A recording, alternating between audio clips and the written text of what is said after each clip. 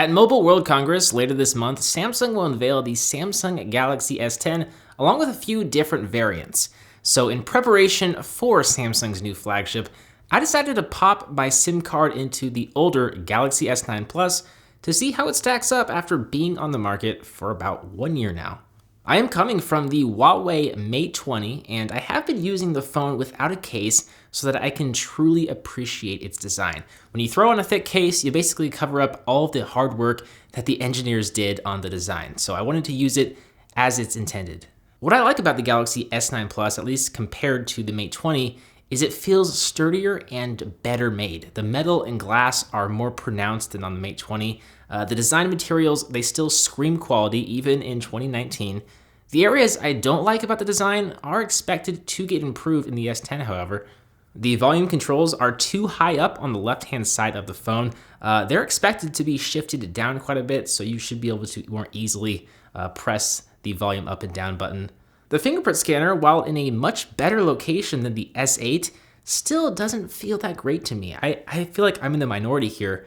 And maybe it's just the sensor itself, it's not the placement, but it just doesn't really work that well for me. It could be the square shape and the fact that it's a relatively small sensor. It's kind of hard to put into words. I just know that it's not my preferred fingerprint scanner. So the S10 is expected to launch with an in-display fingerprint sensor, which will be located on the front of the phone. While it's probably not going to unlock the phone any faster than this sensor, unfortunately, we are still in generation 1 with the in-display fingerprint scanners. It should at least provide a more comfortable experience. Last but not least, the bezels. Every time I switch back to a new Samsung Galaxy smartphone, I realize just how much better the display is than the competition. It's always brighter and more vivid than the phone I switch from. What's impressive to think about is Samsung is expected to shrink the top and bottom bezels even further and do so without installing a notch. They will have a cutout in the display for the front-facing cameras, but it shouldn't obtrude the display as much as the iPhone X or LG V40. With all of that said, the Galaxy S9 Plus still has a killer design that's not going to feel too outdated when the S10 comes out. It's going to take more than these tweaks that I mentioned to convince me to shell out $1,000 for the newer handset. Now, the S10 will run Samsung's new One UI out of the box, but the S9 Plus will be able to run it too. In fact, many users have already received the update to Android Pie with Samsung's One UI.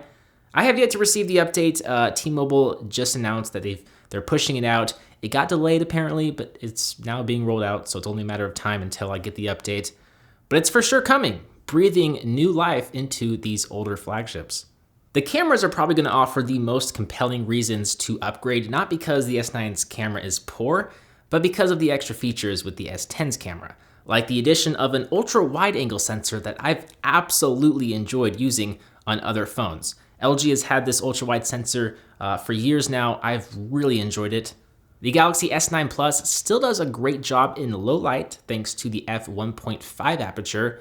The camera hardware continues to be very good, but I think the area that Samsung should focus on, in my opinion, with the S10 is the camera software.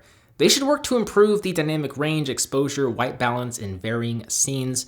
For example, the Pixel smartphones have a night sight mode that greatly brightens up dark photos, and the results are fantastic.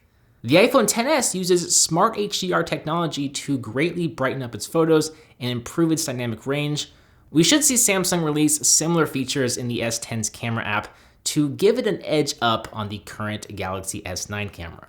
The other big disappointing feature with the S9 Plus is the battery life. The 3500 mAh battery isn't terrible, don't get me wrong, I just expect more. After coming from the Mate 20 and seeing and using its 4000 mAh battery, I really have noticed a difference here with the S9 Plus. With the Mate 20, I can easily go a full day with fairly heavy usage and still end my day with over 50%, and that's after using the phone for about a few months as my daily driver. The S9 Plus, it usually only lasts me around 20 to 30% at the end of the day, which is on the cusp of triggering my low phone battery anxiety. Thankfully, the S10 and its variants are expected to get a big bump in battery life, so that actually might be one of the main reasons why I upgrade to the S10. So even though the Galaxy S10 is expected to get some design refinements, improved battery, and improved cameras, The Galaxy S9 and S9 Plus still are extremely capable phones. If you could find these phones for half off or maybe even less than that, you might want to pull the trigger. They still perform well 1 year later, and they hold their own well with the phones we've seen in late 2018 and the phones we're starting to see released in early 2019. Of course, I'm eager to get my hands on the S10 and see how it compares. While it's possible it will convince me to upgrade and to recommend upgrading for those of you with the S9, I can say that the S9 is still a great phone and should continue to keep up with your needs for at least another year. With that said, I'm BoHD from PhoneDog.com. I hope you enjoyed this video. Thank you for watching, and I will see you right back here in the next one. See ya.